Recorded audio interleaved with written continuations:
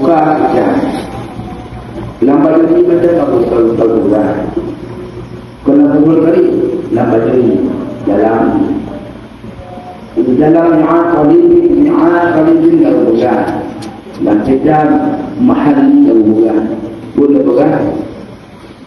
Sembahyang sunat witir, hanya sunat sembahyang rame-rame di luar Ramadan.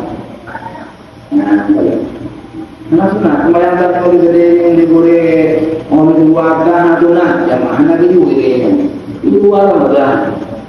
Wa amma fi Ramadan, balsan jamaah. Maka sunat kan ada jamaah. Tapi tengok ini pada di luar Ramadannya, urut mana dia aku pubi, nanti dawali, nanti bunuh, nanti pegawai bunuh, nanti dia ada dulu gede. Ketika dawali gede, dengan empat nanti jamaah ada wujud.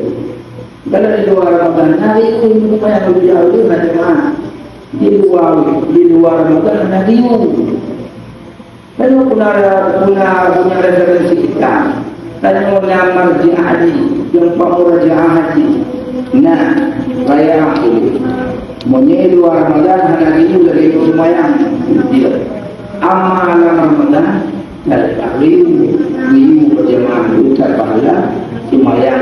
Yang paling berpahala kalau dia kata kalau dua dan satu.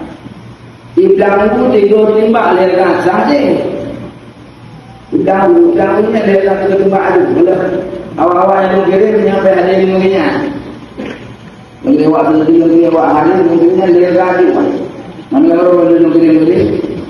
Lekas itu. Nah, dia kalau hari ini tak begini. Ia tak. Nak terang. Yang paling dia dua dan tak kita nyok.